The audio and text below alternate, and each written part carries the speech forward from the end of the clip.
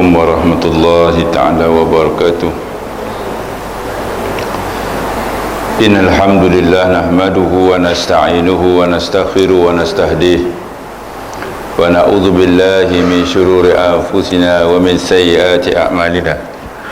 Man yahdihillahu fala mudilla lahu wa man yudlil fala hadiya lahu.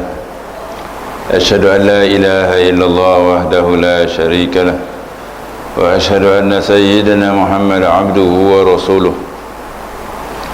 Subhanaka la ilma lana illa ma 'allamtana innaka antal alimul hakim. La hawla wa la quwwata illa billahil aliyyil azim. Rabbi shrah sadri wa yassir li amri wahlul 'uqdatam min lisani yafqahu qawli, amma ba'd. Alhamdulillah, syukur pada Allah Subhanahu wa taala. Selawat dan salam kepada Nabi sallallahu alaihi wasallam. Allahumma salli ala Muhammad wa ala alihi wa sahbihi wa baraka wasallam. Tuan-tuan, puan-puan, ibu-ibu dan bapa yang rahmati Allah sekalian, syukur pada Allah Subhanahu wa taala masih lagi diberi kepada kita nikmat berada dalam hidayah Allah Subhanahu wa taala. Allah Taala lapangkan hati kita. Allah Ta'ala pilih kita untuk berada dan solat berjemaah. Mudah-mudahan amalan solat kita tadi diterima oleh Allah Subhanahu Wa Ta'ala dan mendapat rahmat serta keampunan Allah Subhanahu Wa Ta'ala. Tuan-tuan rahimakumullah, satu hari Nabi SAW bertanya kepada sahabat dalam hadis yang diriwayatkan oleh Abu Hurairah, kalau tak silap saya lah. Kata Nabi, atadruna mal ghibah? Nabi tanya, kamu semua tahu tak apa itu ghibah? Ghibah, alif lam ghin ya ba ta simpul, ghibah. Qalu, jawab sahabat Nabi, Allah wa rasulu a'lam.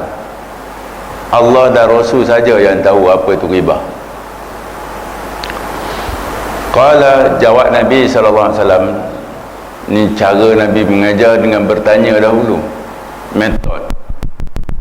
Kalau guru ni dia apa kata, tak induksi, apa ke nama dia, kan dia mengajar, dia tanya dulu, hari ni hari apa, nak tarik perhatian. Jadi bila sahabat kata tak tahu, Allah saja yang tahu, Allah dan Rasul saja yang tahu, Nabi tak tinggal soalan tu. Nabi jawab, ribah itu zikra akhaka bima yakrah. Kamu zikir, kamu sebut-sebut, kamu bercakap, kamu bicara tentang saudara kamu tu apa yang dia tak suka. Tu statement Nabi. Kita cakap tentang sesuatu, tetapi perkara yang kita cakap itu memang kalau dia tahu, dia dengar, dia tak suka benda tu. Jadi bila keterangan gitu, jawab Nabi, sahabat kata, ya Rasulullah, kalau benda yang kami cakap tu betul, memang betul ada pada dia, macam mana pula? Kata Nabi, kalau benda yang kamu cakap itu betul, ada pada dia tu, maknanya kita kata dia A, memang dia A, dia tu B, dia tu memang B, dia tu penipu, memang penipu betul, dia jujur, memang dia jujur, maka Nabi kata itu ribah. Itu ribah. Tapi kalau kamu bohong, dia tak buat, dia tak ada apa yang kamu sebut, itu buhtan, itu pembohongan. Tak betul bohong, kalau betul sekalipun itu ribah. Jadi ribah ni dosa ke tak dosa?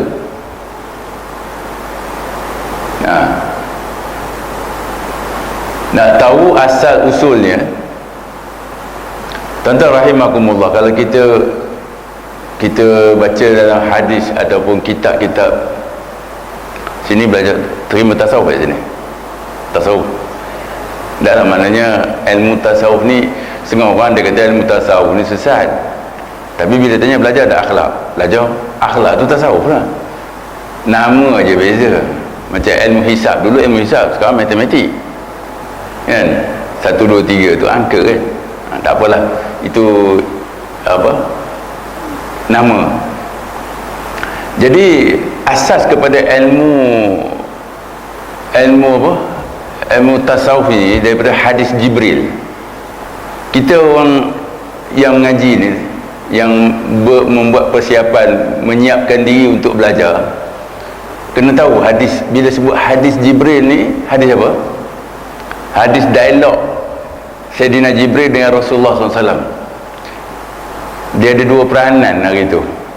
Hari yang Jibril turun tu, yang disebut dalam hadis tu, seorang lelaki Allah Ta'ala izinkan Jibril ni, apa nama, dia datang waktu risalah Nabi tu dalam bentuk asal ada masa zaman Nabi, bentuk dia yang asal tak berubah, dalam bentuk manusia pun ada dengan izin Allah Ta'ala kan.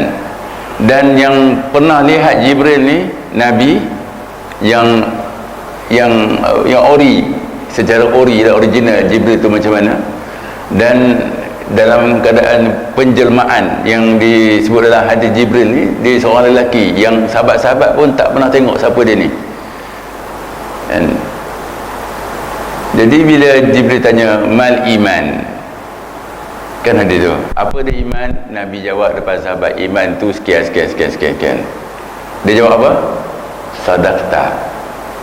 Maksudnya betul. Mana iman di sisi Jibril, macam mana iman yang jawab Nabi, yang kita belajari tentang rukun iman tu.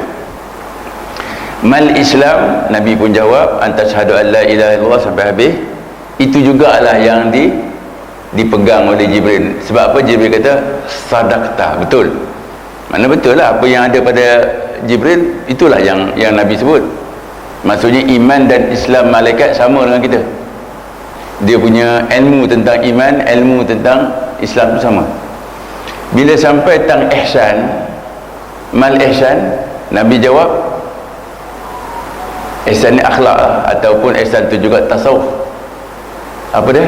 Anta abudallaha ka'annaka tarahu fa illam takun tarahu fa innahu yarak. Ada tak Jibril jawab betul? Tak. Bukan makna tak betul. Dalam bab ihsan, dalam bab tasawuf, dia tak sama level malaikat dengan level manusia. Manusia, Nabi kata rukun dalam tasawuf tadi ada rukun iman, rukun Islam.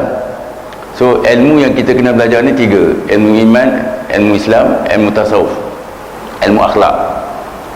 Apa rukun dia? 2 je.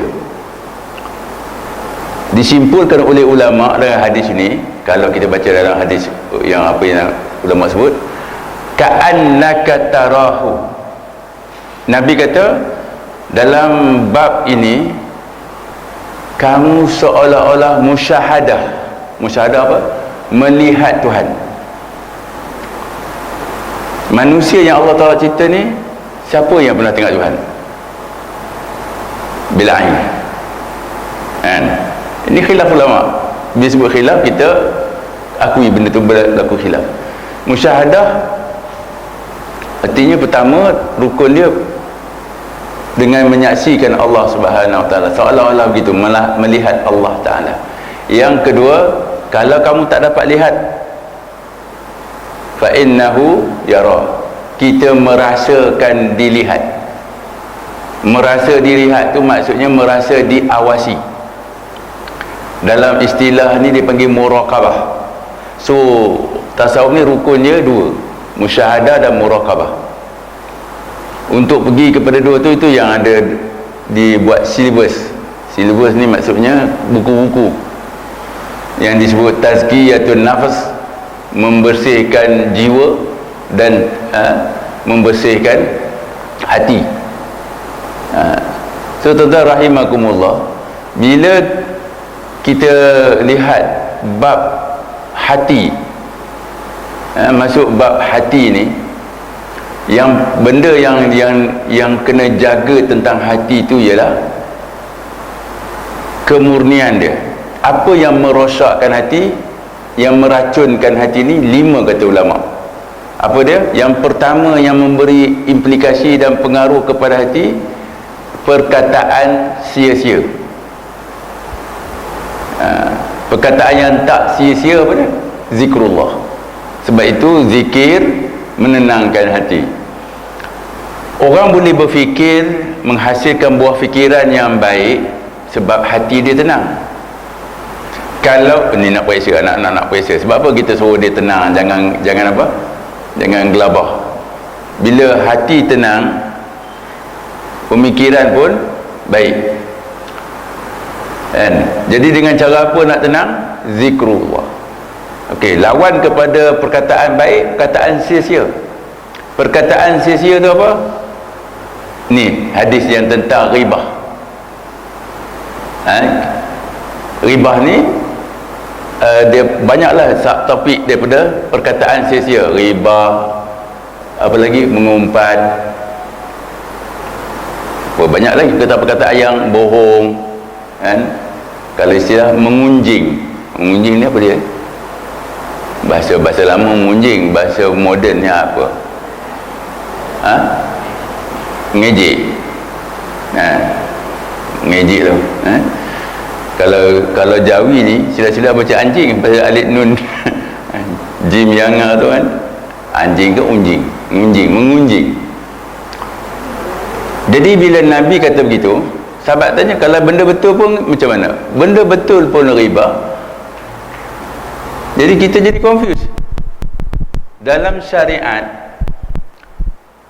dia kata ada beberapa yang dibenarkan kita cakap pasal orang. Yang sahabat itu keliru. Kalau bohong, tak betul tentang seseorang tu dipanggil pembohongan, bohtan. Okey. Kalau syariat kata apa macam mana? Yang pertama, kalau kita minta solusi, fatwa, boleh tak kita cerita pasal orang? Ulama bawa contoh Hendun. Kena Hendun. Dia pergi jumpa Nabi, dia cerita pasal suami dia. Bukan ceritanya elok, dia kata suami dia sebut rajulun syahih. Suami aku ni kedekut. Dalam bab bagi belanja duit rumah ni tak cukup. Apa Nabi bagi solusi? Sepatutnya tak boleh cerita tu. Tapi bila dia nakkan solusi, dia boleh cerita. Kan?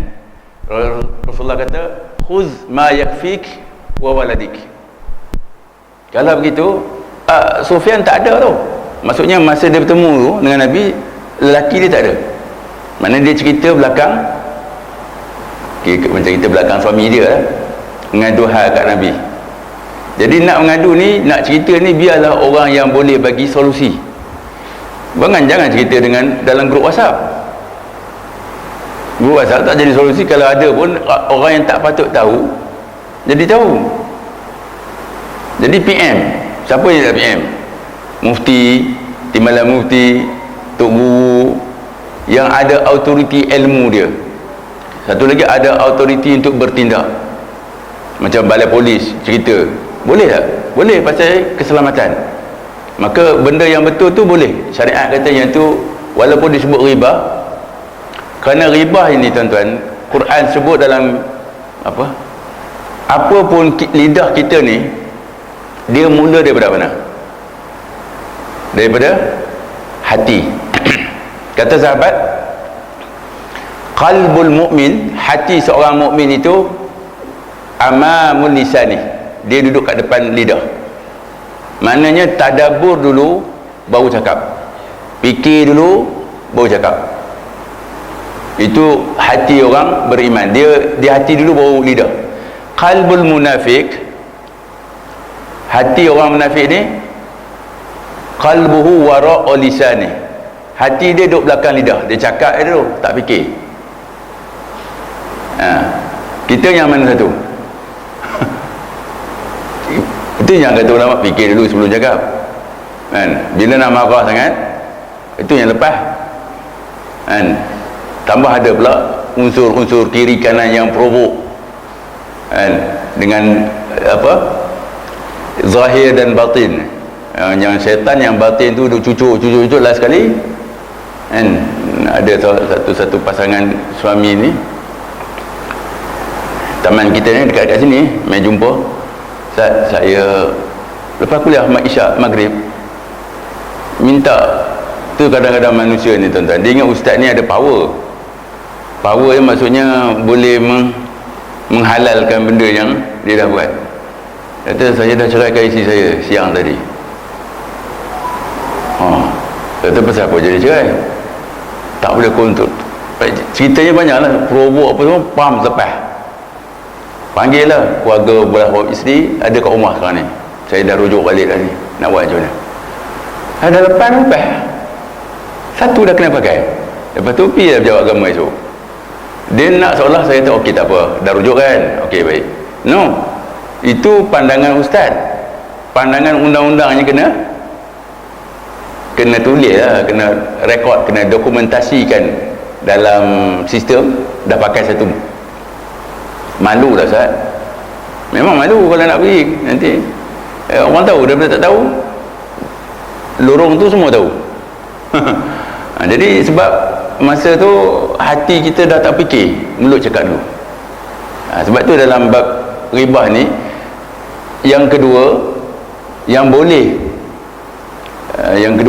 boleh kita cakap pasal orang, bila kita nak mengenalkan, maksudnya nak tahu. Tapi ni kena hati-hati. Sebab zaman sahabat pun ada jolokan, ada gelaran yang diberikan kepada orang supaya kenal. Kalau kat Malaysia ni pun, dalam grup kita pun, kalau nama contoh Salahuddin, Izzuddin, dia Udin, Din orang panggil. Jadi nak kena Din mana satu? Dia kata Din gemuk. Gemuk ni kalau kita tanya, orang suka tak? Tak suka sebut, tapi setengah orang tak kisah.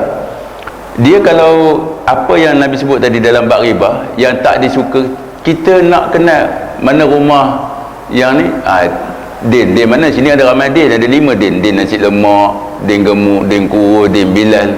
Kita sebut Din Bilal. Kita bila kita sebut tu, tujuannya apa? Niat kita untuk mengenalkan. Yang tu dibenarkan. Sebab kita khawatir, Tuhan sebut inna ba'da zanni ismun. Mula daripada lidah ni apa dia? Daripada prasangka. Sesungguhnya prasangka tu adalah dosa. Bukan semua, sebahagian daripada sangka-sangka ni dosa. Jadi dalam hidup kita banyak tak kita menyangka orang? Zon banyak. Yang kita nak seronok cerita ni semua yang bukan confirm betul. Kita tengok orang jalan, orang pakai kereta, mata kita melihat, hati kita sangka bukan-bukan. Lepas tu kita bagi isyarat dengan orang, bagi isyarat tu bahasa isyarat. Sama ada benda tu betul atau tidak kita tak tahu. Tapi sebahagiannya dosa. Macam tu dosa. Ada yang dosa dan ada yang tidak dosa. Yang tak dosa tu benda yang betul, yang dibenarkan oleh syariat. Bila kita sangka, nampak dia ni macam nak mencuri, sangka lah kan, tapi dia tak buat lagi. Boleh tak kita mengambil tindakan berhati-hati? Boleh. Tuan-tuan letak CCTV, enggak apa? Berwaspada kan? Sangka kereta ni dalam 2-3 hari selalu parking situ. Ini cerita tempat surau saya ni, baru ni mancing peti apa? Peti, mancing peti, bukan mancing angkat ni, mancing peti. Nampak mesyuarat nak buat laporan ke, ada seorang tu kata okey, dapat tahu dah nombor pelik kereta, pelik orang Kelantan, kereta Kelantan lah, nama apa semua nak di viral ke buat report polis. Sangka kereta tu dah banyak kali parking, dapat tangkap. Jadi kita sangka kena buat, nanti esok dia masuk lagi sekali sebab dia lari. Kebetulan dia lari sebab ada orang datang. Dia pandai tu, dia potongnya, tak tahu dia ataupun orang lain, dia potong kabel internet supaya CCTV tu cara tu. Sebelum tu ada orang trigger lah masuk surau ni, ada AJK yang dapat lihat dalam telefon dia Jadi dapat gambar lah sebelum dia potong. Mana dia pun tak tahu surau ni ada, lain kabel, lain apa semua. Jadi saya kata okey, viralkan dalam untuk tahu siapa dia, siapa yang tahu. Guard tahu, guard pun ada CCTV kan. Tindakan itu kita dah viralkan muka dia yang berwasap dengan emas apa semua tu berwasap untuk apa? Keselamatan. Itu boleh. Supaya ini rumah tuan, esok dia masuk rumah orang pula. Kerana nak menyelamatkan diri, dia pukulnya orang, terbunuh pula orang. Jadi itu semua prasangka-prasangka yang kita nak elak. Yang itu boleh kan? Untuk orang kata membuat tindakan ke depan supaya lebih selamat. Itu prasangka yang buruk. Kalau kita tak buat jadi macam ni, itu prasangka tu. Yang itu tak dosa. Yang dosanya kalau tak betul kan? Sebab itu tuan-tuan rahimakumullah, bila dia mula dengan prasangka, mulalah, lepas tu dia datang dengan perbuatan dan juga perkataan. Jadi bila dia tonjolkan perkataan-perkataan termasuk ribah tadi ni, maka itulah yang nak dielakkan dalam Islam, supaya dia tak jadi penyakit dalam masyarakat. Sebab benda ni racun. Yang meracun hati kita ialah perkataan sia-sia, antaranya ribah.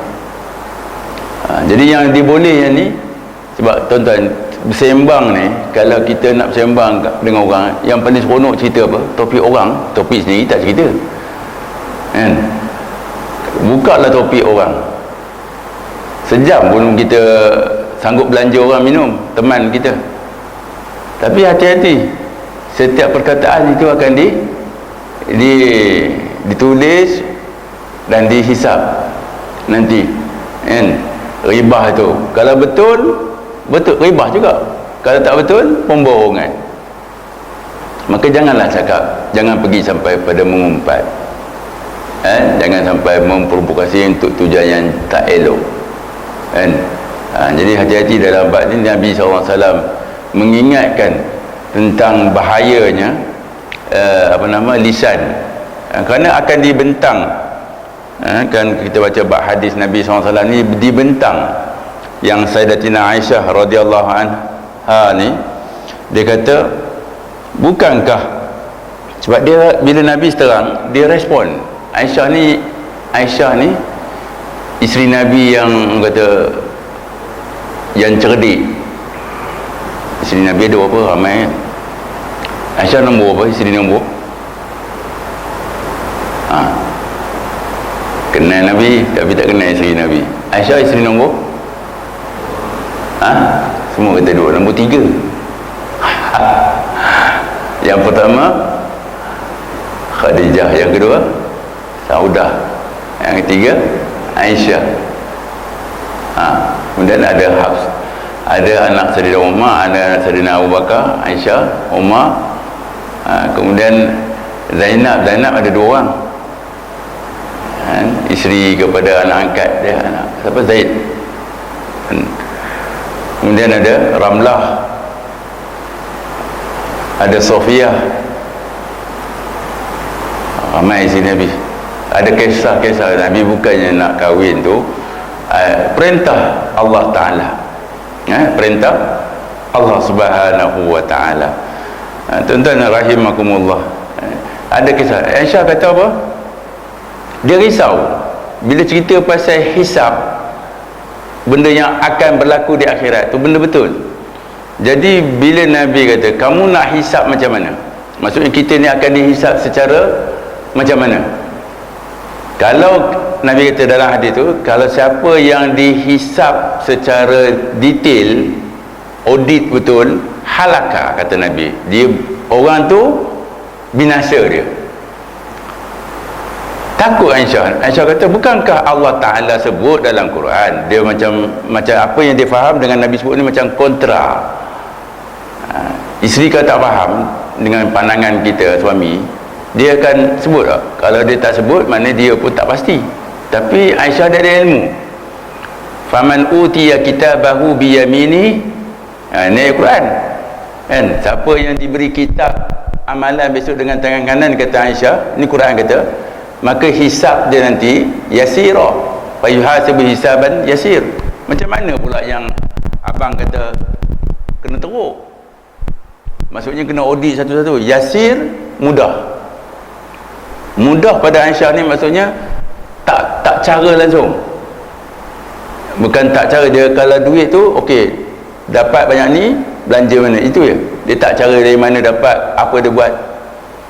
Nabi kata betul, itu yang dapat tangan kanan. Semua orang dapat buku amalan, tapi ada yang kena tanya detail. Bab apa yang teruk? Bab harta. Harta 2 soalan. Kalau bab badan 1 soalan, bab umur 1 soalan, bab harta 2. Dari mana dapat, mana belanja. Kalau dapat daripada haram, belanja. Kalau dapat daripada halal, okeylah. Belanja pula syubhah. Kenapa? Boleh ke kita belanja benda haram? Tak boleh. Syubhah, tak clear halal atau haram pun kena tanya. Kita ingat kita belanja yang halal, yang syubhah banyak ke yang halal banyak? Yang syubhah, kalau jatuh benda haram, dosa dah. Jadi bila kena macam tu, dalam bab halal dan haram bab harta ni, Aisyah rasa gementar. Sepatutnya tuan-tuan, kalau kita isteri Nabi, kita tahulah, kita bukan isteri.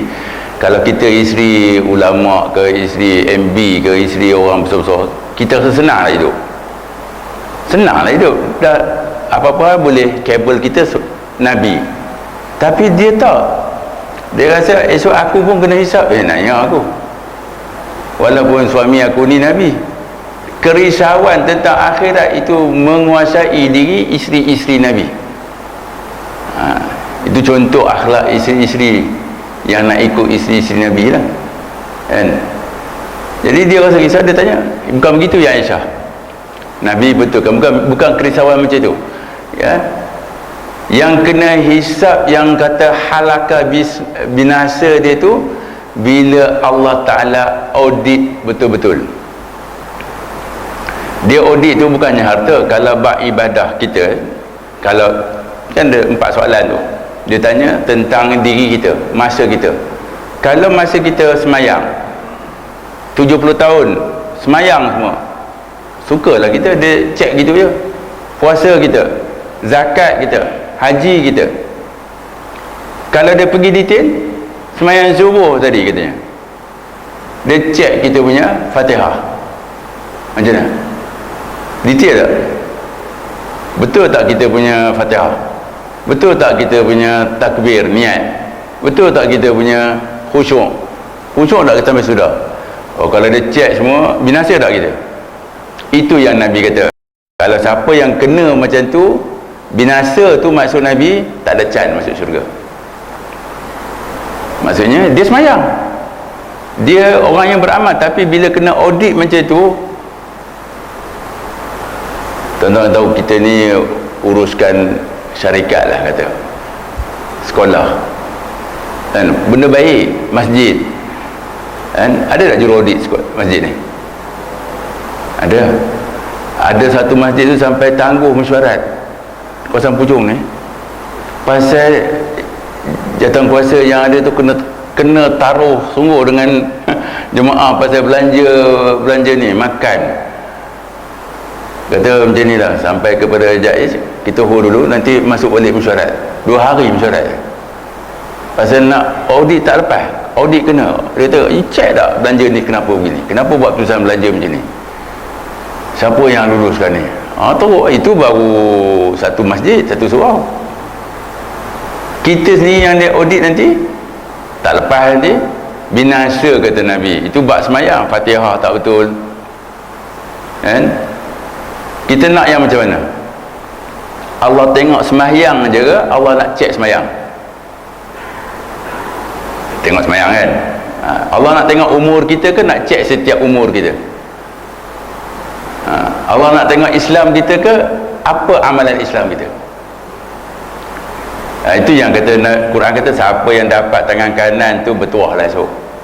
mudah ya. Oh, orang Islam beriman, dia semayang 70 tahun mati Islam. Okey, jalan. Nak macam tu ke detail. Kalau detail habis. Jadi tuan-tuan rahimakumullah, satu-satu akan ditanya. Kalau diri kita tu anjismihi, tentang diri kamu, fi ma'afna, ke mana kamu buat? Mata kita nengok apa? Lidah kita cakap apa? Tangan kita buat apa? Akal kita buat keputusan apa? Yang tu tak lepas kita pun kan. Maka ini yang akan dibentangkan, kata Aisyah, aku takut yang tu. Mudah-mudahan kan, kerisauan Aisyah itu sendiri yang disebut dalam hadis itu, kita pun ambil kata bahasa sekarang, ambil pot lah, ambil peduli. Ya Allah, janganlah aku termasuk dalam golongan ni. Kita minta apa dah? Hisaban yasira. Esok nanti ni hisablah yang mudah. Dia punya dia, orang kata apa, akhirat tu di dalam kubur. Ada apa? Munkar. Okey. Itu belum audit betul tu. Itu belum hisab betul. Itu baru tanya soalan-soalan cepu masa. Rasa-rasa boleh jawab siapa Tuhan, boleh ya ke? Hari ni budak dapat soal trial apa semua kan. Ini soalan yang macam ni lah akan naik. Jawab macam ni. Tapi dia tak adalah sebiji nama orang ni. Dia tukarlah sikit. Soalan keluar betul, tak boleh jawab. Blackout dia kata. Ada budak kata blackout. Tuan-tuan rahimakumullah, ada seorang budak ni, mak dia telefon, saya pergi ke apa, ICU, bawa ke ICU. Stres budak SPM ni. Allah kesian dia. Sampai nak keluar. Stres. Saya kata okey, dah sampai ICU dekat Putrajaya, saya balik. Hari esoknya bawa dia pergi jumpa seorang kiai. Oh, gangguan. Bila jiwa perempuan, siapa-siapa pun, bila jiwa lemah, siapa take over? Iblis. Jadi nak kuat, kita kata semayang jangan tinggal. Saya uzur perempuan. Itu budak perempuan, anak-anak kita kena bagi petua. Bila tak boleh semayang, zikir lah. Zikir, selawat. Jangan biarkan kosong ni dia masuk. Bila masuk tu yang berserabut tu. Stres. Mak nak A, K nak A. Maksudnya SPM ni kalau fail, habis hidup dia. Masuk dah sebelum tu motivasi. Tapi bila time besok nak pergi SPM, 2-3 hari nak SPM, stres. Doktor kata dia sampai tak boleh nak bernafas. Jadi apa, bawa ke klinik saya pergi ke emergency. Allah, kita doakan anak-anak kita, tak kisahlah siapa pun, Muslim ke non-Muslim ke, jangan ada. Tahun sudah dah ada berita, dapat keputusan tak balik rumah, tergantung dekat pokok jambu. Kan? Ceritanya. Sebab bukan tak bagus, tak cukup A. Janji dengan mak 9A, dapat 5A, gantung. Itu bukan orang Islam. Kita tak naklah macam tu. Kita nak Allah Ta'ala berikan kekuatan pada semua yang periksa ni, walaupun dia ni semua tenang hati dia, jangan ada yang ambil jalan singkat. Hanya baru peringkat awal tu yang ada pakar-pakar kata periksa-periksa ni kalau belajar kerana periksa, kadang-kadang gitulah, tak ada pengisian. Dia nampak dunia dia berakhir dengan, sebab lepas ni ini last untuk sekolah, lepas tu engkau tak sekolah dah, engkau masuk universiti ataupun duduk tepi jalan, jual burger ke apa ke, itu yang buat keputusan sendiri. Jadi kita kena bawa mereka, dekatkan ke surau, ke masjid. Ayah-ayah, ibu-ibu bawa supaya mereka ni boleh kenal ilmu, mengenal diri, mengenal Allah Subhanahu Wa Taala. Kadang-kadang kita sendiri dah terlepas banyak dah dalam hidup ni, baru teringat aku macam mana nak kenal Tuhan, nak ajar anak aku, keluarga aku sendiri pun tak kenal. Kadang-kadang protes dengan Tuhan, tak keluar pagi balik petang, dah 20 tahun macam ni. Tuan-tuan rahimakumullah, cerita pasal miskin ini tuan-tuan. Miskin. Satu hari Abu Sa'id Al-Khudri, dia cerita ada satu gerombolan sahabat-sahabat ni datang. Saya pernah cerita di masjid ni, matan hadis ni. Jadi sahabat ni dia cerita tak baju pun ada, kain saja, kadang selai sepinggang. Jadi dalam ramai ni ada yang pandai baca Quran, dia suruh baca, yang lain dengar ngaji ya.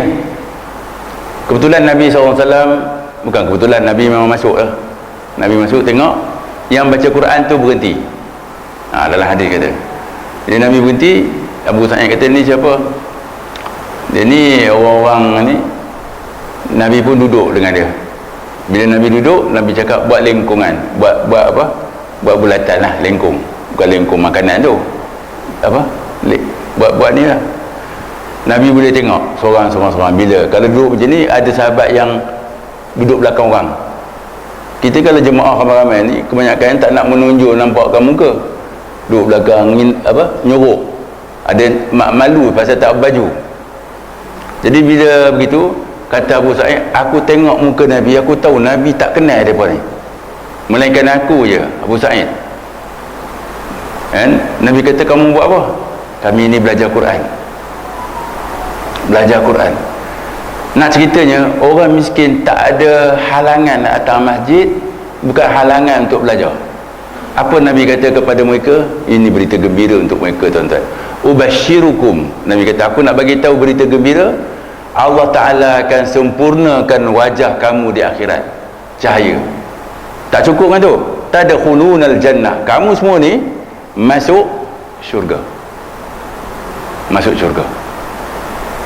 Tuan-tuan rahimakumullah, masuk syurga satu hal, lebih dahulu daripada orang kaya nisful yaum, separuh hari.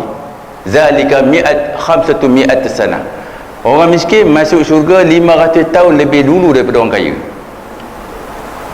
Tuan-tuan nampak tak ada pakai selai pinggang mereka, baju semua.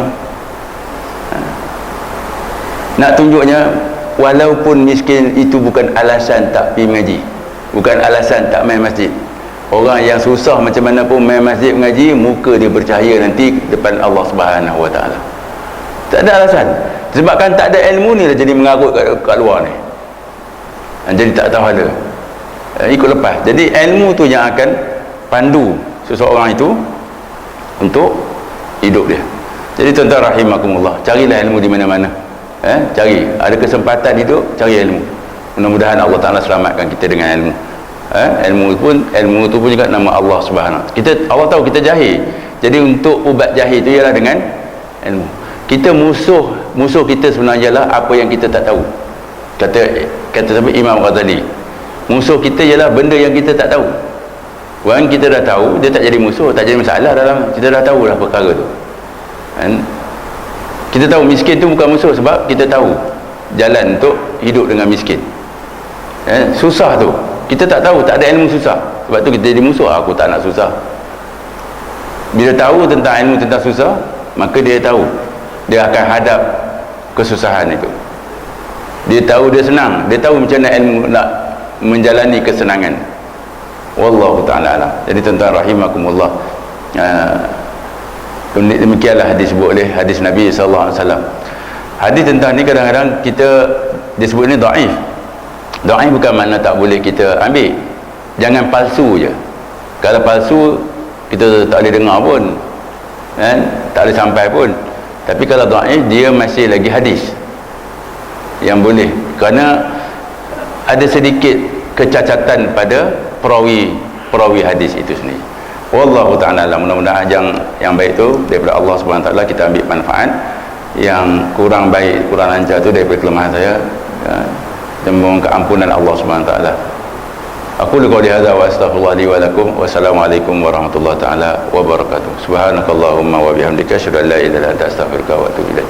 Bismillahirrahmanirrahim. Wal 'asr innal insana lafi khusr illa allazina amanu wa amilus solihat wa tawassaw bil haqq wa tawassaw bis sabr. A'udzu billahi samil 'alim minasy syaithanir rajim. Bismillahirrahmanirrahim. Allahumma ja'al hadza jam'an marhuma tafarraqna min ba'di tafarruqan ma'suma. Nas'aluka ridhaka wal jannah walhamdulillahi rabbil alamin.